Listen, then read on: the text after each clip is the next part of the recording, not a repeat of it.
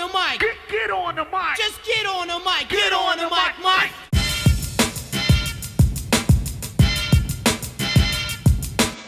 Hey everybody, what's going on? Welcome to Get on the Mic. I am your host, the Reel Geno Reynolds, and on this program, you give me some notes and a microphone, and I talk about some of the more interesting things that have happened throughout the world of entertainment, or whatever else I feel like talking about that's happened throughout the week. We got a lot to cover today, so here we go. The first thing we're going to be talking about is the Bumblebee trailer that came out not too long ago. Also, we'll be talking about the possibility of the original Teen Titans cartoon coming back. Also, a Superman game from Rocksteady is rumored to be teased at this year's E3. We'll also be talking about some DC movie stuff that's come out, or some rumors and some info that's come out this last week. We'll be talking about It Chapter 2 possibly being a different experience if you were to ask one of the stars of it. Evan Peters talks about X-Men Dark Phoenix, and Jojo Rabbit begins filming. What the hell is Jojo Rabbit, you ask? Well, we're going to talk about it. The first thing we're talking about, though, is that Bumblebee trailer that came out. Now, look, I was never really sold on a Bumblebee spin-off movie. That being said, the scene in The Last Night where it showed Bumblebee in the past fighting in World War II was actually promising to me. It was about the only thing I really thought was kind of neat about that movie. I thought they were teasing the Bumblebee movie with that footage. So I was hoping that that's what the movie was going to be about.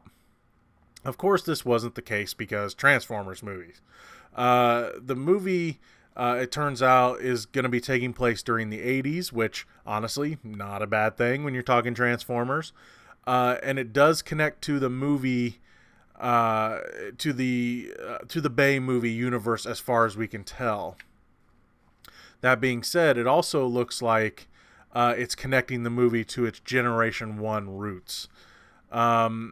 So, for the most part, I like the trailer, which really surprised me, to be honest. But that being said, since Michael Bay is not directing, that gave it a little bit of a push to my good side. But I will have to say that I had some issues with it. Again, no surprise, but it does connect to the Bay Transformers movies. I was hoping that they would have tried to separate themselves from them, being that they planned on continuing as movies, though. When they decided to make this, I'm sure there wasn't much they could have done without like totally refilming a bunch of stuff. And with a movie like that involving the Transformers and a lot of CG and everything, I can see them not wanting to change anything. Maybe they'll find a way, though, to change some things. There is connections to the other movies, like Sector 7, the secret military group in the other movies, and Bumblebee not being able to speak. Those two things are in this movie. It also seems like this movie is going to show the creation of him using music to communicate. So it looks like they'll fit that in. But in a way, I know I know this movie connects to the other ones, but I'm still hoping that they find some way, somehow, to make this a soft reboot for whatever new stuff they got planned. But I'm not really sure how they would do that. So, what does work in this trailer? First, we get a look at two of the Transformers that are in this movie. Bumblebee, of course, because it is the Bumblebee movie, and Starscream. And both Bumblebee and Starscream look more like their Generation 1 versions. This is something that fans have wanted since the first damn movie. So, hopefully, if we see other Transformers, like Optimus Prime, for example, they might look more like they should have the entire time. Another thing I liked about this movie, or this trailer, is it has the feel of both E.T. and the Iron Giant. Maybe focusing on only one Autobot instead of a bunch of them will help in the character development department. Also, mostly only focusing on one human character will help as well. I think Haley Steinfeld is a great pick to be the lead in this. She's a very good actress, and has been in more movies that I've liked than have not liked. I'll let the whole Pitch Perfect thing go. But the rest of the movies she's been in, or most of the movies she's been in, I've at least liked the movie or liked her in it. And really, I mean, she wasn't the worst part of the Pitch Perfect movies either. Look, I have a lot of hope for this movie, but I'm not going to let my hopes get too high. Again, I hope that this movie drops a lot of the Bay crap. And especially since it's based in the 80s, I hope it embraces some of the stuff from the Generation 1 cartoon. I don't want to like flat out steal ideas, but I want it to kind of feel like the old cartoon. Maybe, not as cheesy, but embrace the 80s, I guess is what I'm saying. So I hope, deep down, I really do hope, especially since Bay is gone. Thank you, Transformers gods from whichever one that Shia LaBeouf went to Transformers Heaven in. Thank you that Bay is gone, and I hope that this turns out to be a very good Transformers movie. The next thing I want to talk about is the original Teen Titans cartoon. There's a possibility of it returning. I, for one, miss the original series a ton. While it took a while for it to find its stride, it really picked up after a couple of seasons. The show, when it started, was really geared towards kids. And then when they realized who was watching it, they kind of amped up the little bit of a darker tone. The show, honestly, of course, was canceled too soon. It's something DC likes to do. They find a show that's really good and they cancel it. It happened with Justice League. It happened with Batman the Animated Series, even though we talked about that last week in Quick Hits. They canceled the Superman series. It seems like they cancel these things too early because all of a sudden they're out of ideas with a source material that has decades and decades of ideas. But hey, anyway, fans have wanted the show to come back ever since, like a bunch of the other shows that DC and Warner Brothers has done. Teen Titans Go, while I can enjoy it, I know it's dumb. But I can enjoy it. If I sit down and watch it, say my kid's watching it, or even, I won't say I'll go to watch it myself, self-faithfully, but if my son was watching it, I'll sit down and watch it with him because I know the characters and I can enjoy it. But it's not the same. It's way, way, way less serious. It's really a goofy show, and it's definitely for the kids. But as I said at the start of this, the original series could come back.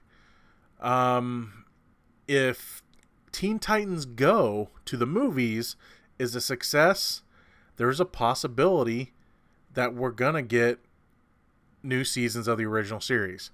Tara Strong, who is the voice of Raven, said in a tweet, "Wow, just so y'all know, at a movie session today, they told us that if the Teen Titans Go movie kicks all butts, they would do our show at the same time as season 6 for real. So go see it, even if you hate us." I will say this, and we talked about this before, I believe. Start to forget things after 30 shows. The trailer for Teen Titans Go to the movies is really good. The trailer itself looks very meta. It makes fun of itself, the show's universe, and DC Comics and movies as well. Plus, Nick Cage finally gets to play Superman, so I really have a lot of hope for this movie. I hope that it's a lot of fun. Here's the thing: I'd like to see the original Teen Titans series make a return. It's not out of the question because DC is already planning to bring back Young Justice, a show that also was canceled way too soon.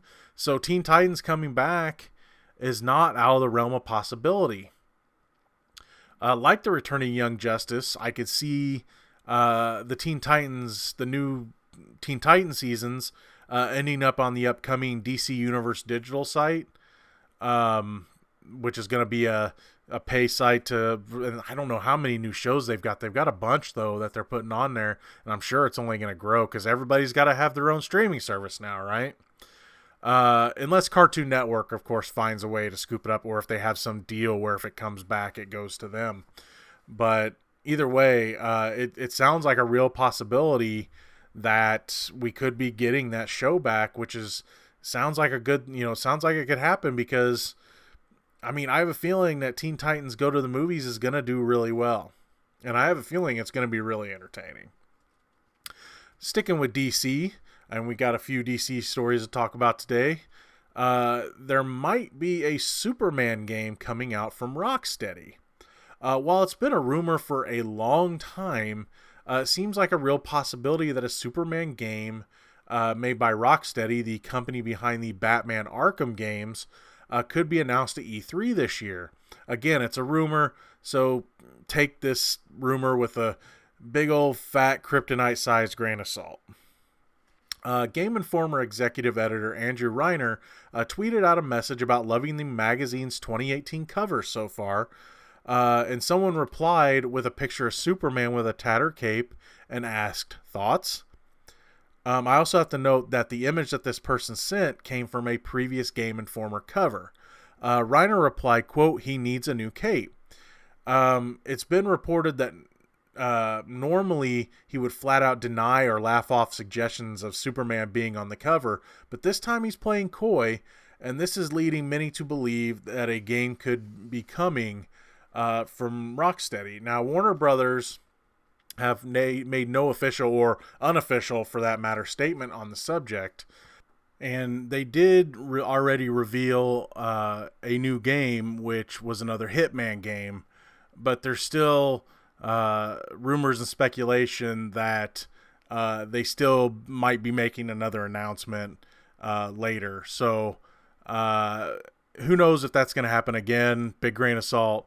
But let's just put it this way. If Rocksteady can take the success that they made with the Batman games, it could possibly equal a pretty fantastic Superman and, or let's put it this way, Justice League game with the Batman from the Arkham games in it. Sticking with the subject of DC, we're going to be talking about some DC movie stuff. First, the Cyborg movie. Is it even still happening? Can we be honest here? Not a lot of people are clamoring for a solo movie about the character. Don't get me wrong. I like the character a lot. I love him in all the stuff he's in whenever I see him. But he's always been a better supporting and or team player. You have him in the Teen Titans or in the Justice League and things like that. He just seems to be just a good support character. It's just he doesn't feel like that character never felt like a lead to me. Even back in the days of whichever show he was on, Super Friends or whatever it was back in the 80s, he always just felt like he needed to be on a team.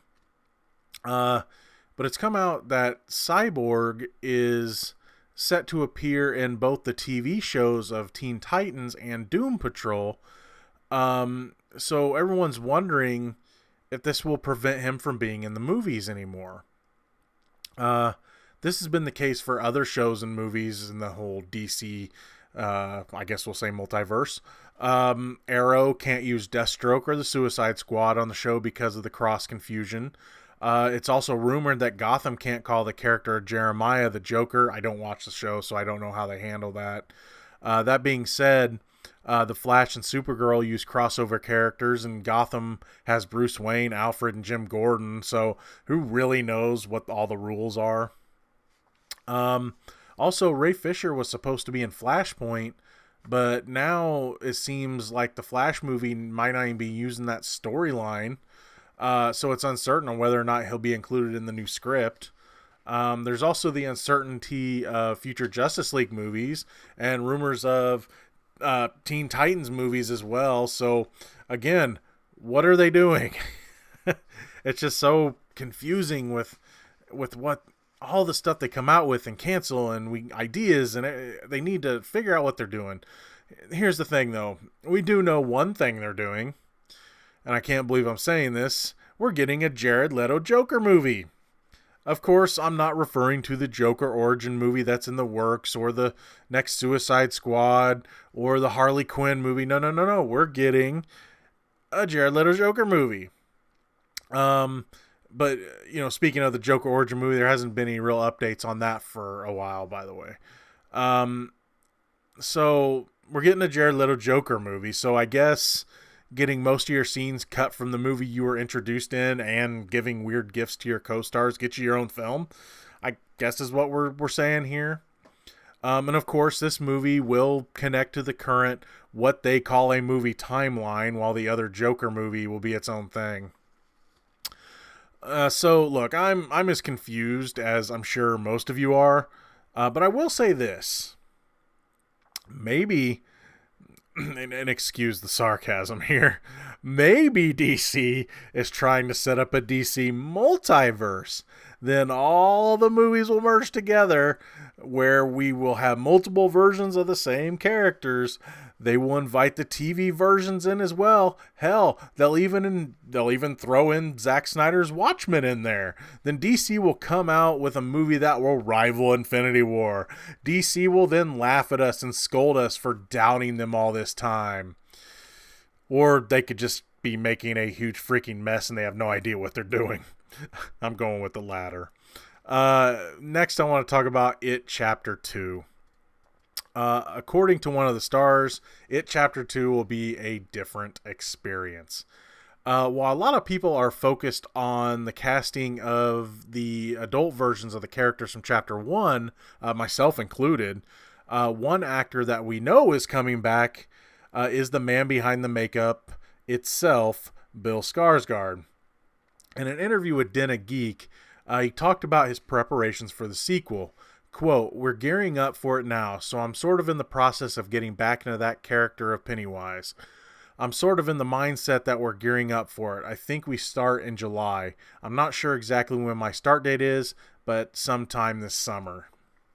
In discussing the script for the movie with the movie's director, Andy Muschietti, and the evolution of the character of Pennywise, he had this to say, quote, "We're figuring it out, I have a very good relationship with Andy, not only as a director and an actor, but also just as a very close friend, so we're having fun with it, and we're figuring out what we're going to bring to the table for part 2. Just as we are, Skarsgård seems very excited about the adult cast. He said, quote, I'm really looking forward to this. It's going to be a very different experience this time around, just given the fact that you have all these incredible seasoned actors to play against, as opposed to having all the kids. So it's going to be a very different experience for sure, but I'm really looking forward to it. I, for one, am really looking forward to this movie as well. As I've stated many times on this podcast, It Chapter 2 is set to be released on September 6th, 2019. The next story we're going to be talking about is Evan Peters has come out and started to talk about X-Men Dark Phoenix. After Apocalypse, can I just say that I think this franchise has gotten to Amazing Spider-Man 2 levels of needing to be restarted. Strange considering how damn good Days of Future Past was, especially after seeing the road cut. I do hope that I can be proven wrong, unless, of course, Disney buys Fox and wants to reboot the X-Men, not counting the Deadpool X-Force universe, of course. If they want to reboot it in the hands of Marvel Studios, then I think this franchise has run its course. I honestly don't really care how good X-Men Dark Phoenix is. In an interview with Collider, Peters was asked about the tone of the upcoming movie, and he had this to say about it, quote, I think it's the classic X-Men First Class tone, where there's a bit of humor thrown in there, but it's much darker than the previous one, Apocalypse. Apocalypse was in the 80s, so there was a lot of room for goofy stuff in there. This one is a much more serious film about the internal struggle of Phoenix and Jean, so it's a dramatic film. There's nothing very comedic about it other than the few moments that are in there. I think it's going to be a powerful one. It's Dark Phoenix. I think it's going to be darker than we're used to. It's going to be a change, but it's going to be fun for everybody. He was also asked what it was like to work under longtime producer, first-time director Simon Kinberg on the project. He said, quote, "Awesome. It was incredible. He was very prepared and he knew what he was doing. He surrounded himself with a great team that's been there for years. Everybody knows each other. It was a great environment for him to step forward. He knows the characters and story better than anyone because he wrote it. I think it was easy for him and he was very calm. It's always been a fun experience, but it was also a calm experience this time around, which was a relief. I'm sure there was a lot of pressure on him, but he's such a nice guy and so cool. You didn't see him being very stressed or nervous at all on set, so it was very cool." Okay, for me, that all sounds fine and good, but after hearing the plot synopsis for the movie, it's starting to sound a hell of a lot like X-Men The Last Stand. Here's the synopsis. Jean Grey begins to develop incredible powers that corrupt and turn it into the Dark Phoenix. Now the X-Men will have to decide if the life of a team member is worth more than all the people living in the world. Kind of sounds familiar. The power developing within her. Are they not going to do the alien stuff? I mean, that stuff would be complicated and probably take more than a movie, but being that we don't even know what the future of this franchise is. So here's the thing, though. Here's hoping that it can at least be better than The Last Stand. The last time they tried to adapt this story for the big screen. Pending any more release date shifts, because they did have to push it back because, again, I don't think they really know what they want to do in the future. X-Men Dark Phoenix is set to be released on February 14th, 2019. Happy Valentine's Day. Next, we're going to be talking about Jojo Rabbit. Jojo Rabbit begins filming. Again, what the hell is Jojo Rabbit, you ask?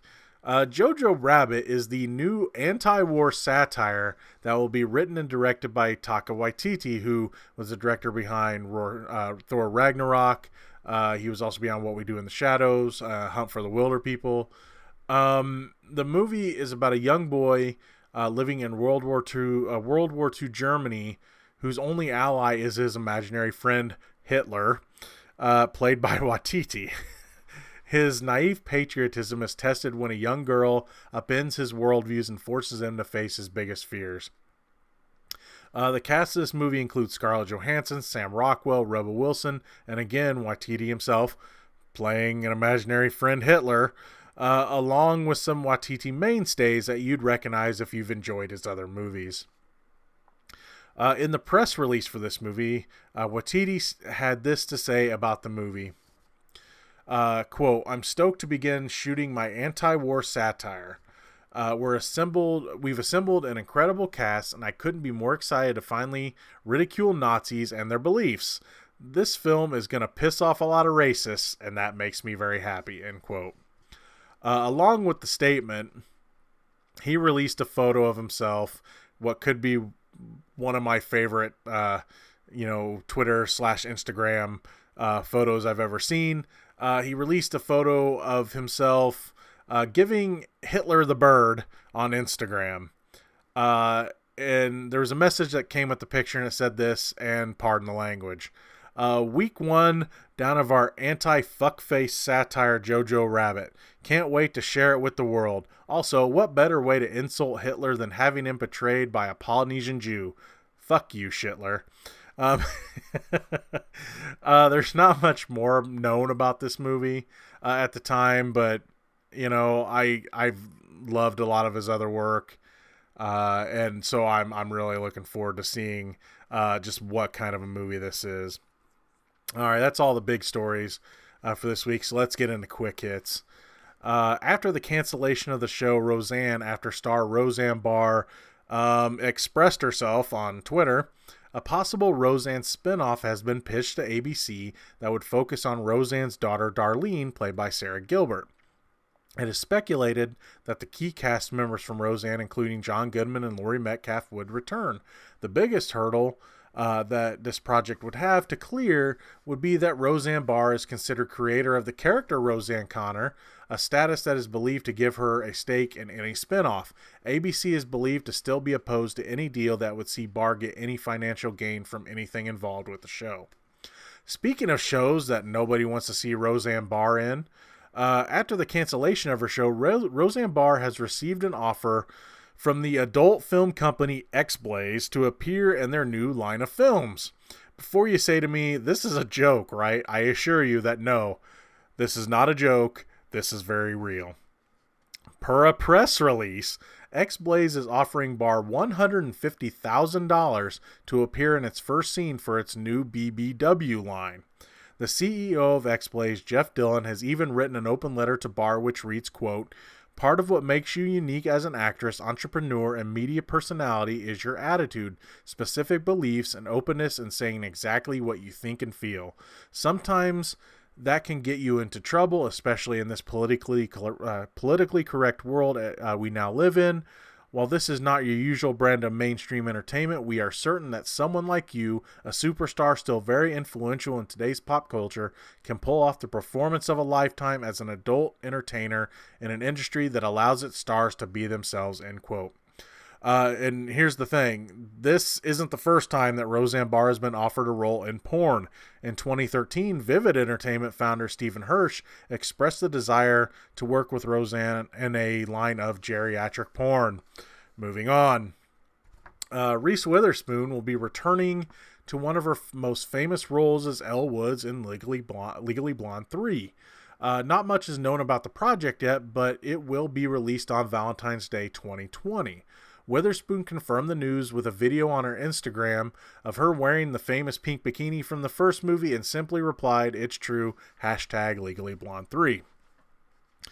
Chris Hemsworth has stated that Avengers 4 will be way more shocking than Infinity War. He said, quote, if you were shocked by Infinity War, I think the second one is even more shocking, for other reasons entirely. That's what kind of blew me away the first time I read both scripts, is how they managed to orchestrate so many different characters, but give them each their own separate shot and moments, and have it be elevated and very fresh and unique. Not like a messy thrown together ensemble, and he said ensemble of these guys. All I have to say is, it effing well better be.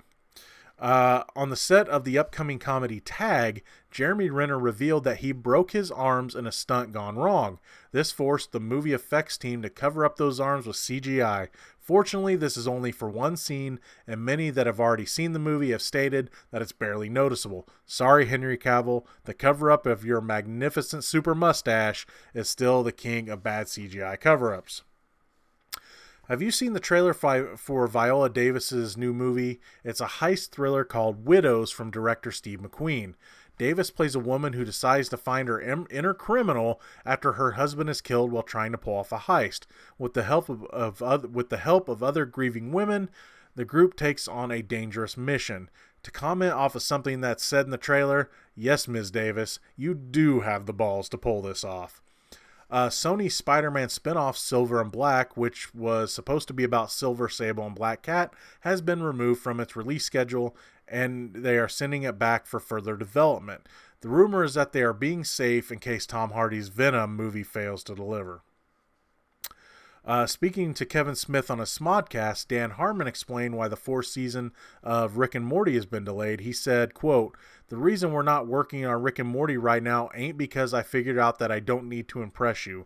It's because of a little something called contract negotiations, and it's gotten complicated this time around. I guess Rick and Morty have finally met their match. It's money that their actors want. Here's some good news.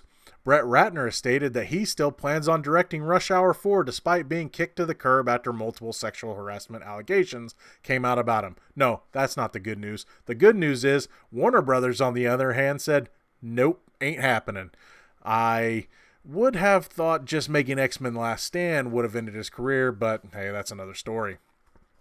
Jason Momoa has commented about the Crow remake being canceled. He said on Instagram, I've waited 8 years to play this dream role. I love you, Corn Hardy, that's the director, and Sony Pictures. Unfortunately, I may have to wait 8 more. Not our team, but I swear I will. James O'Barr, sorry to let you down. I won't on the next. This film needs to be set free. And to the fans, sorry, I can't play anything but what this film deserves, and it needs love. I'm ready when it's right, end quote. While I wasn't really clamoring for this remake, I do have to say that at least Momoa seemed to really want to be in this movie and want it to be the story that it's supposed to be. Now, in this quick hits, I have to reveal some really bad news, especially for my friend Brad Jones, the cinema snob. I don't know how to break it to you, Brad, but Madea Family Reunion has been moved to March of 2019. Sorry, Brad, you're just going to have to wait, buddy. James Cameron has come out and said that his Avatar sequels will use revolutionary tech and look sumptuous. I just have to ask this of Mr. Cameron, can they have a good and original story too? This is an idea that I'm really liking. MGM is producing a new Addams Family animated movie. Oscar Isaac and Charlize Theron have been cast as Gomez and Morticia Addams. Also, Chloe Grace Moretz will voice Wednesday. Finn Wolfhard is Pugsley. Nick Kroll is Uncle Fester. And Bette Midler is Grandmama. The Addams Family will be coming out October 11, 2019. Apparently, a Doctor Doom script is almost done at Fox, and nobody cares. Kevin Smith has come out with an update on the third part of his True North trilogy, Moose Jaws.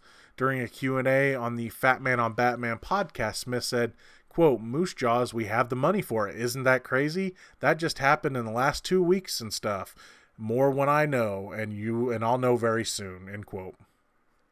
It's been rumored that Val Kilmer will be reprising his role as Iceman in the Top Gun sequel after he was spotted in the San Diego hotel headquarters where Top Gun Maverick is underway. With the condition he's been in for the last few years, I have a feeling that it might be more of a cameo than anything, but I hope I'm wrong and he is well enough to have a bigger part in the movie. I don't know if it's Eugenio Derbez or Eugenio Derbez, but you know who I'm talking about, has been cast in the live-action Dora the Explorer movie. While nothing has been said about who he's playing, my money's on Swiper. Damian Lewis, Dakota Fanning, and Al Pacino have all joined the cast of Quentin Tarantino's movie Once Upon a Time in Hollywood. They will be playing actor Steve McQueen, Manson family member Lynette Squeaky Frome, and Marvin Schwartz, Leonardo DiCaprio's character's agent, respectively. Say what you will about this movie, but it is stacked. And, this came out after I made my notes. James Marsden has also been cast in this movie in an undisclosed role. As far as I know, they haven't cast who's going to be playing Charles Manson. Kurt Russell is who I think they're going to have playing, but you never know. They may be trying to give James Marsden a little something different to do, so who knows. Lastly, and I don't have any notes on this because I looked it up after I did them, so bear with me. According to Matthew Vaughn, he is set to dramatically expand his Kingsman world while also rebooting his Kick-Ass series. In an interview with Empire Magazine, he revealed that there's already a planned third Kingsman film, which he described as the conclusion of Harry and Eggsy's relationship. He's also planning a spin-off titled Kingsman the Great Game, which is looking to look at the spy organization at the turn of the 20th century. And apparently the third Kingsman and the Great Game will shoot back to back. He also said an 8-hour Kingsman TV show is in the works, alongside a film focusing on the U.S.-based statesmen that were introduced in last year's movie, and feature the likes, it says, of Channing Tatum, Halle Berry, and Jeff Bridges. Away from Kingsman, he says, quote, we're going to reboot Kick-Ass and Hit Girl. The characters played by Aaron Taylor Johnson and Chloe Grace Moretz in the first two Kick-Ass films, and based on the Mark Millar comic book creations.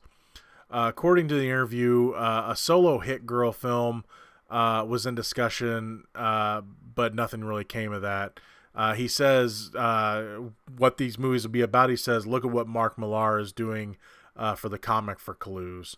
So that's going to be all for quick hits. One thing I want to do on this show, I've always talked about supporting smaller YouTubers. Check out smaller channels and see if you like them and follow them if you do. So what I want to start doing in the next couple weeks, I'm not sure if I'm going to start next week or not. We'll see what kind of response it gets.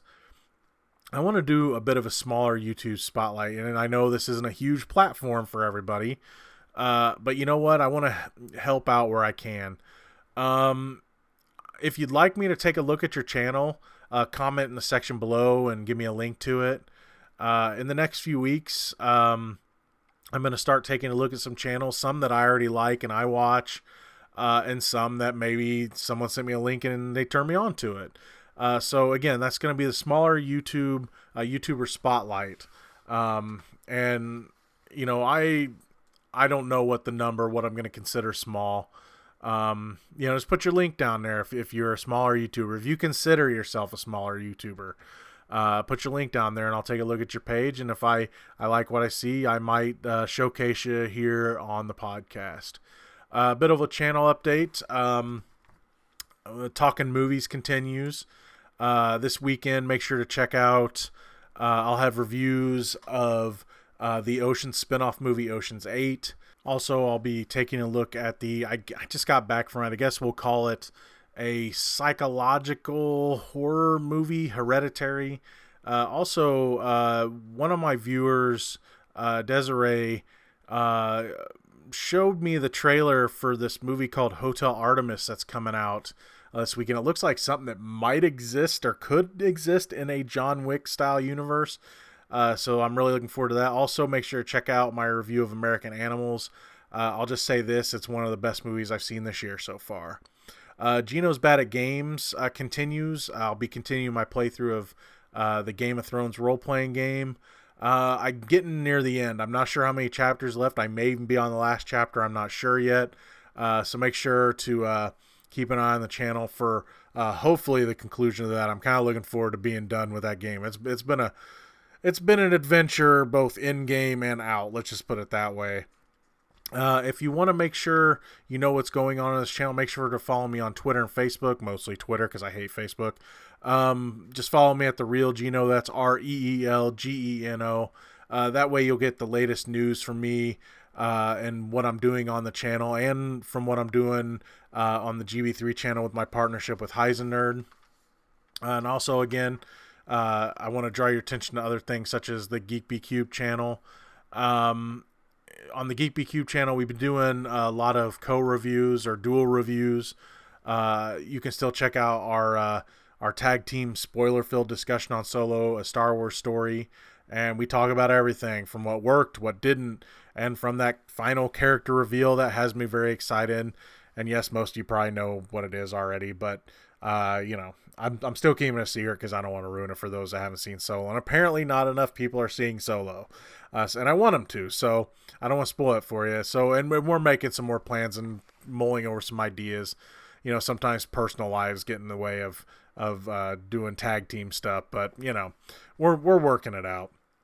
And as always, I want to draw your attention to my partner in crime channel, Heisenerd. That's HEISENERD. He does gaming live streams and Let's Plays. He does his podcast called Heisner Speaks. Also, last week, we did our playthrough of Dungeons & Dragons 2, the Capcom game, so make sure to check that out. That's going to be all for this week on Get on the Mic. It's been a bit of a long week. I had to travel a little bit on Thursday on very little sleep. I had to travel, see a movie, travel back, see a movie, get home and crash. I barely remember crashing in the bed, not my car. So I can only say this right now. I got to see Incredibles 2 on Thursday.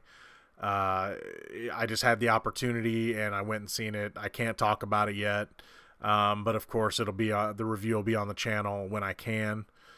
So make sure to keep an eye on the channel for that. But yeah, it's just been a long week, and I've still got one more movie tomorrow. I got to see Hotel Artemis tomorrow. I've seen Hereditary, of course. Seen Ocean's 8. Had a screener for American Animals, and I checked that out already. My Ocean's 8 review and American Animals be paired together because a couple heist movies, and then I'll be putting Hereditary and Hotel Artemis on a review together. and we'll see what else I can check out this weekend. There's a few other things I want to try to check out. Doesn't mean it's going to happen. And of course, sometime next week, hopefully before Thursday, depending on when the embargo gets dropped, I'll be releasing my review of The Incredibles 2, and it'll be by itself. But that's going to be all for this week on Get on the Mic. Thank you so much for listening and supporting the channel. If you like what you've heard here, please subscribe to the Reel Geno YouTube channel. Follow me on Twitter and on YouTube. Hit the notification bell. Am I supposed to say become part of the notification squad? Because everyone else seems to be saying that. I don't know really what that notification bell does. You think you just see it if you subscribe to the channel, but hey, that's YouTube for you. Anyway, that's all for this week on Get on the Mic. I'm going to get some sleep now. Talk to you guys later. Peace.